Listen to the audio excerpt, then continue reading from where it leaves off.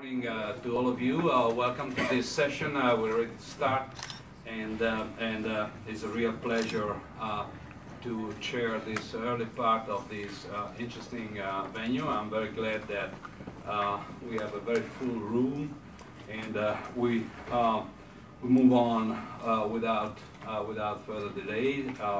I'd like to thank you for the organization. Mr. Salvatore Maccarone, Chairman, Banking Commission of ICC Italia, for helping ICC organizing this event, and among many other people that is going to talk today, Domenico Gamaldi, Head of the Market Payment Systems for the Directorate of Bancaria Italia. I'm going to have a very brief speech of introduction, and I would like to thank all the esteemed panelists, distinguished guests, members and colleagues, ladies and gentlemen. It is a great pleasure to welcome you here today as the chairman of the Italian Committee of the International Chamber of Commerce. ICC Italy, as part of the World Business Organization, is committed to present the voice of its members on the global stage, relying on our unique network and our links into major international organizations from the UN to the G20. At national level, ICC Italy, through its Banking Commission and the newborn Digital Economy Commission, is putting its expertise forward to promote and to support the digitization of the trade and trade finance, aiming to advance this discussion on the rules, standards and practices in order to support the growth of both financial institutions and of small and medium-sized businesses, which represent the backbone of the Italian economy. Building on the deep engagement between ICC, governments and the private sector, we are pleased to have you all here today to exchange views on these new challenges for the banking sector. History is moving fast. New technologies are pushing the boundaries and leading change in the economy at a global level. Virtual currencies and their underlying technology, the blockchain, are increasingly used as means of payments for the exchange of goods and services all over the world. We are still in the early days of the blockchain revolution, but the interest within the financial industry is picking up rapidly. Many of the world's leading banks and technology institutions are exploring the potential of blockchain technology, which could drive simplicity and efficiency within financial services by allowing for vast reductions in time and cost of transactions. But it is the combination of blockchain with digital identity technology that proves essential for unlocking the full value of the innovation, as digital identity would allow financial institutions to perform critical activities with increased accuracy, to streamline and automate many core services, and to provide increasingly tailored products to customers through use of standardized, reliable digital data. Nevertheless, there are currently many risks and gaps in the blockchain and digital identity landscape, encompassing technical, legal, and political aspects. And the picture is complicated by the large number of entities independently conceiving different solutions. In addressing these issues, we urge to recognize that coordinated efforts will be vital to unleash and leverage the full potential of the technology to achieve our common goals in the development of vibrant economies and to have inclusive information societies that deliver public benefit. Therefore, at ICC, we advocate for deep collaboration between business operators, financial institutions, and regulators to fill the existing gaps. And no institution is better placed to conciliate and represent the interests of all the players on the global stage than ICC.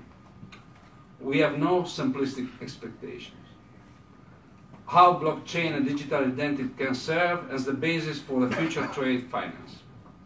But we are determined to take active part in the change and exciting to find out what the bank of tomorrow will look like. And the better we understand the views, the better we can represent our interests. That's why we, ICC Italy, hope that this event will be the start of a lively dialogue, and we call on you to work with us in the coming months to shape future global trade dynamics. In closing, I would like to thank our partners and sponsors for their support in organizing the event that has brought together representatives of institutions and businesses involved in this issue. I wish you a profitable day, and I'm very much looking forward to working with you all in the future. Thank you very much. Have a good and profitable day. So I give the stage to Mr. Salvatore Maccarone for his speech. Thank you, Mr. Chairman. Good morning to you, ladies and gentlemen. I would like to share with you some thoughts on the blockchain and digital currency problems. I am a lawyer by education, so I'm maybe short-sighted, but this is something that is very deep into the mind of lawyers, as we, I hope, shall see. Blockchain and digital currency seem to have become very fashionable items. Scholars, individual banks, central banks, and international institutions have devoted increasing attention to them in a combination of hopes and fears, as it is understandable when one talks of something whose consequences and implications are still basically unknown. In principle, as we all know, the goal of digital currency blockchain is to facilitate peer-to-peer value transfers that could bypass the interbank clearing process, including central banks. In the opinion of some, however, blockchain technology has the potential to improve the central bank's payment and clearing operations, and possibly to serve as a platform for the launch of sovereign digital currency.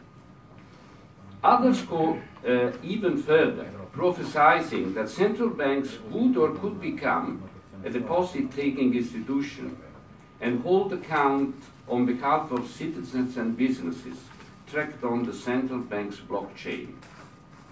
There would be plenty of advantages in doing so, including the fact that expensive deposit insurance scheme would no longer be needed. Well, I happen to be the chairman of the Italian Deposit Protection Scheme, and I have some mixed feelings about this perspective. Anyhow, under this vision, loan-making commercial banks would raise long-term capital in the debt and equity market, ending the mismatch between demand deposits and long-term loans that can cause liquidity problems. More consistently, the European Central Bank has recently issued an opinion in relation to a draft directive proposing to extend anti-money laundering regulation to virtual currency exchange services, warning the Commission to take care not to appear to promote the use of privately established digital currencies, since they are not legal currencies. A federal judge in New York State thought the opposite, convicting someone of laundering digital money, bitcoins in that particular case, since it qualifies as currency, while a judge in Florida made precisely the opposite ruling. The state of Florida, however, filed an appeal against this decision on the assumption that Bitcoin is legal money. On the same line seems to stand the Treasury Department's Financial Crimes Enforcement Network of the U.S. federal government. The European Banking Authority, on its part, is of the opinion that virtual currencies require a specific regulatory regime and a special regulatory body. All this lead to a fascinating, at least for us lawyers, item of discussion, that is the definition of money. In the course of history, money was created many times in many places, conceptually showing that it has been, and still is, the most successful and most efficient system of mutual trust ever devised. Money is anything that people are willing to use in order to represent systematically the value of other things for the purpose of exchange goods and services. It has been shells, cattle, skins, grain, beads, clothes. In short, as we all know, money is a universal medium of exchange that enables people to convert almost everything into almost anything else and to store wealth. In light of that, I think we can safely say that as long as people are willing to trade goods and services in exchange for electronic data, it is better, much better, than shiny coins or crisp banknotes. A book recently published in the United States of America has the very meaningful title of The Curse of Cash, looking at it as a sinister commodity. In fact, today, and since long time, physical money has already become a rare and suspicious form of money. More than 90% of all money exists only on computer servers, and we should not worry that our bank account balance is nothing but an entry in a computer system. Physical money, or fiat or fiat money, as you will, as it is now called, has no inherent value either. Behind this discussion, there is also a semantic problem, that is the distinction between digital, or better, virtual money, and electronic money, or e-money, which is money in all respect, being the digital representation of fiat currency, while virtual money is not. Furthermore, electronic money does not feature, as virtual money does, a distributed ledger and a decentralized payment system. I believe that modern society is ripe, ready for digital money, as it is also proven by the increasing number of stores around the world that accept digital money, bitcoins in particular, as a means of payment. The problems to solve are of course countless, both from legal and the regulatory standpoint, but time has come for the authorities and financial institutions alike to deal seriously with it. And our workshop today proves that. I think it's time to listen to more learned people than myself. Thank you.